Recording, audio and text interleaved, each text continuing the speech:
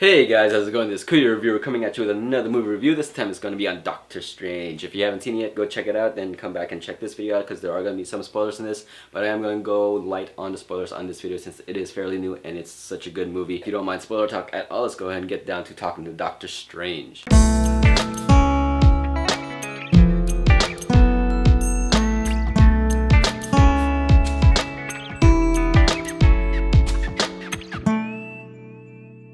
Doctor Strange, played by Benedict Cumberbatch, was such a great casting call. He convinced me as Doctor Strange. He had the look, he had the feel, he was very compelling. Even his like weird hands where he does the whole magic thing, that was really cool, and you know, he's really good with that. The other characters like Chiwetel Ejiofor, he's the guy from 12 Years a Slave. He's now in a bigger role here in the Marvel Cinematic Universe, and you'll see more of him. He's usually the villain for Doctor Strange. He adds to the story a lot. So his character does get developed a lot, and you see how both Doctor Strange and Mordo both go their own different ways, and you understand why Mordo does that. It sets up his character as the villain for Doctor Strange for future movies. So I definitely want to see more of Doctor Strange. In this movie, he was more of his partner, both of them were trained by the Ancient One, played by Tilda Swinton. Her character is usually bounced back and forth with genders, but she is usually Asian. I wasn't too concerned about that. I looked past it, so it was cool with me. I didn't mind it at all. This is the Ancient One, and like, cool. Yeah, she did an amazing job. Really stellar performance by her. And of course, Mad Mikkelsen, he was pretty much the main villain in this movie. Although he is a throwaway Marvel villain, he was very compelling, more so than other Marvel villains I think that have been popped up in the past. He definitely moved the story along, so I loved his character a lot. I was really interested in his villain, and the first scene when it pops up, he slices a guy's head off. So it's like, oh, okay, you've got my attention, Marvel. Rachel McAdams, that is somewhat, I guess, Doctor Strange's love interest. He kind of loves her, and she's kind of in a platonic relationship with him. So it's All in all, the casting was amazing. The acting and the performance were all really good. Music score by Michael Giacchino. You have to listen to that score. It's really great. The ending score for the movie, when you show the credits and then you try to get through the mid-credit scene and try to go to the end credit scene, and you listen to that score, it sounds so good. I love it, and I think I'm just gonna go ahead and download that, the score, because Michael Giacchino, you did it again. And the only big gripe I have about this movie is probably the pacing of the movie, I would say. Maybe even some of the exposition, but mainly the pacing. The beginning of the second act, where he meets up with the Ancient One and he starts his training and everything. It just seemed that because this is an origin story, there are plenty of origin stories out there that you could, name and mention that were very successful in how they delivered a basic character into like a hero state mode. In Doctor Strange, it just seemed very, very rushed.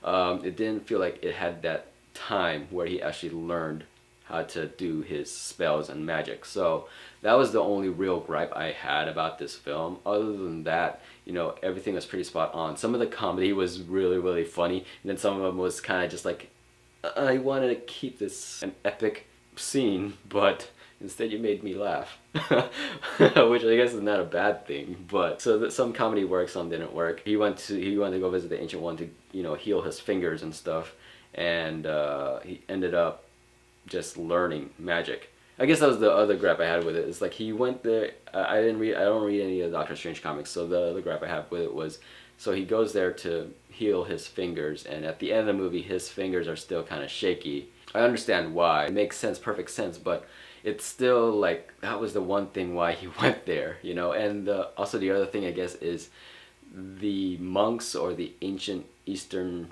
philosophers that studied this magic stuff, they seem very one with themselves and at peace, so it's hard for me to understand how Doctor Strange, such a more egotistic character, finds his inner balance and inner peace. Someone who masters chi or chakra or any of these kind of things has to really be at a state of yin and yang, peace and balance and everything, and he seems to still have that cocky attitude that you don't really find in people who do magic and chakra and all that stuff. So it was kind of hard for me to be convinced about that. I guess that's also why it played on the time when it comes to the whole training scene. But other than that, it's still like in my top 5, I guess, favorite Marvel films so far.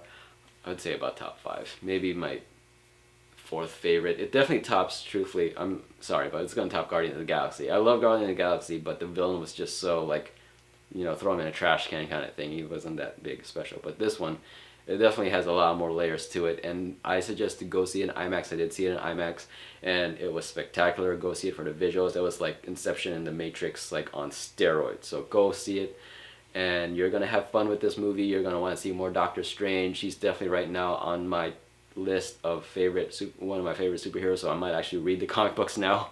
But anyways, yeah, that is my short review on Doctor Strange. Like I said, not too many spoilers in this one. Rate, comment, subscribe to my channel, and I'll see you in the next review.